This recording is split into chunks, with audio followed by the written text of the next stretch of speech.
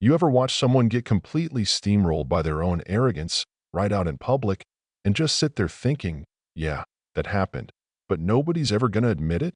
Well, let me tell you about the day a whole Air Force squadron learned what it means to truly eat humble pie from an 11-year-old girl, no less. That afternoon in Falcon Ridge, Nevada, wasn't supposed to change anyone's life. It was just one of those family days at Edwards Falcon Air Force Base. The kind of day where you sweat under canvas tents and half listen to whatever PR stunt the brass is running, hoping for free hot dogs. But fate had other plans, and it all started with Madison Sky Richards. Yeah, Sky. Like the place she was always staring into, like she knew secrets nobody else did. Colonel Troy Mason strutted out in front of the F-16 like he was about to film a recruitment video, firing off specs and stories about supersonic flight, basking in the awe of families who didn't know a fly-by-wire from a fishing line. Sky was sitting there, legs crossed, that look on her face, part bored, part calculating. The kind of look most folks miss in kids, but I've learned to notice.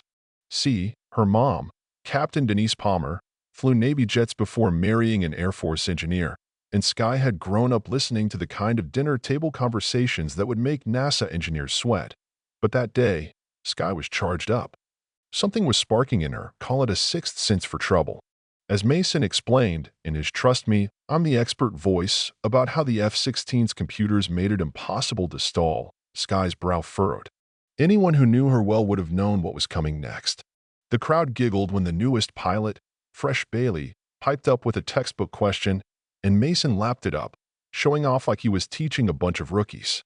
But Sky was restless, running the numbers in her head, catching every technical slip. Finally, she raised her hand, small, polite, but you could feel the tension crackling. "Excuse me, sir," she said, all respect, but with that clear, unwavering tone only kids or stone-cold geniuses can pull off. "I think there might be a mistake about how fly-by-wire works. Pilots can still override it, and the computer can't always save you if you're outside the envelope." Well, the crowd froze. Mason's face went from amused to insulted in a heartbeat. You could almost hear his blood pressure spike. "And where did you learn all that, young lady?" he drawled, his smile thinning into something meaner. Sky shrugged. "From my dad's work. In the manuals."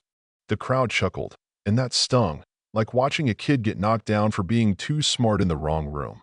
But Sky, bless her, doubled down, explaining about angle of attack, multiple failure modes, and how training mattered more than any computer.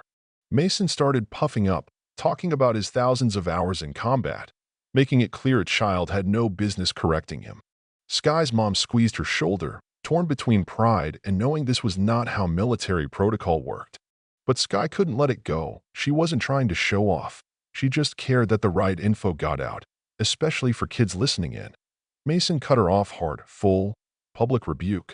"This isn't a playground for aviation experts, young lady. Maybe stick to subjects your age." That hurt. You could see it hit Sky like a punch, but she bit her lip, eyes shining, and sat back down. Most folks moved on, relieved it was over. But it wasn't, not by a long shot. That night, Sky couldn't sleep.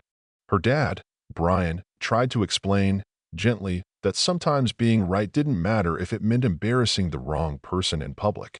Sky nodded, but you could see the fire still burning. That kind of humiliation, it can crush a kid, or, in rare cases, forge something sharper. Monday, the gossip hit school. "That's the girl who argued with a fighter pilot," they whispered. Teachers tried to be kind, but even their kindness felt like pity. At recess, Sky sat alone. No one wanted to be seen siding with the know-it-all, except for Michael Torres, who offered her a spot on the science quiz team, more out of sympathy than respect. But Sky just wanted the world to forget. Back on base, Tech Sergeant Carl Stewart, a veteran who'd spent more years on jets than most pilots spent flying, told Major Cox and Captain Peterson what he'd seen. The kid was right. "I've seen seasoned pilots miss those details." Major Cox took notes, frowning, while Peterson added, "She knows things some of our best guys miss." "Where'd she learn all that?" Stewart shrugged. "Her dad's an engineer, but this is something else." And then came the twist that turned the whole squadron upside down. That night, General Ruth Morgan showed up at Sky's house, no warning. She sat the family down and started asking Sky about her earliest memories, flight simulators, technical briefings, grown-ups in uniforms who asked her about emergency procedures. The weird part? Sky remembered pieces like dreams. It was as if she'd been trained for this her whole life, but nobody could explain how. Suddenly, the house was swarming with Pentagon investigators. Colonel Michelle Long, a tough-as-nails security officer, started probing Sky's background. Where had she learned about systems most civilians weren't cleared to see? It came out, bit by bit, that Sky had been part of some old, experimental government program kids handpicked for technical aptitude, put through high-level aviation scenarios, then scrubbed from the records when the project went dark. The parents were stunned. Nobody had told them a thing. Sky herself was floored. It all started to make sense. Why she just knew things. As the Pentagon tried to piece together what Sky knew, they brought in Major Gregory "Ghost" Rogers, a retired test pilot who'd run the program years ago. When Sky saw him, the memories clicked. The drills, the simulators, the relentless training. Ghost confirmed it all. "You were the sharpest mind I ever saw in the program. And you finished every test we gave you." Her instinct was really muscle memory.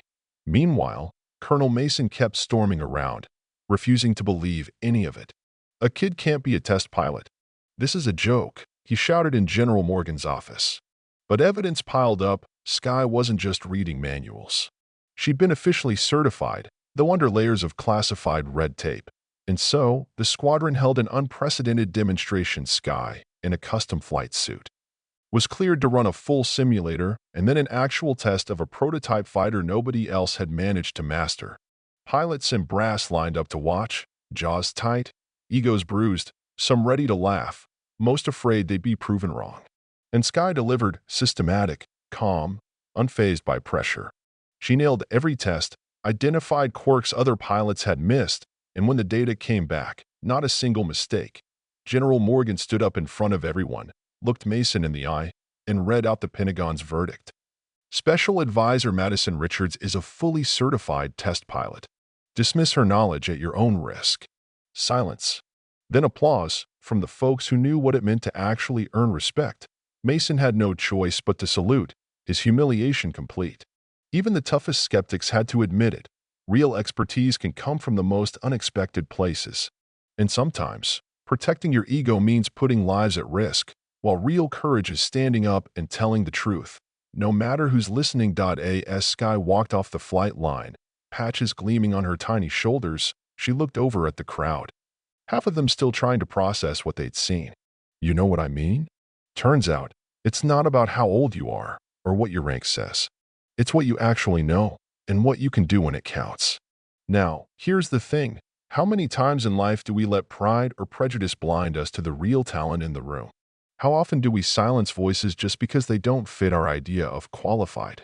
Maybe it's time we start looking deeper, asking better questions, and judging folks by their actual abilities, not just what's on their name tag. So tell me, if you were in that squadron, would you have listened to Sky from the start?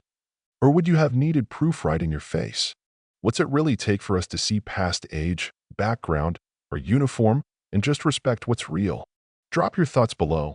Let's talk about what respect, competence, and justice mean to you right now.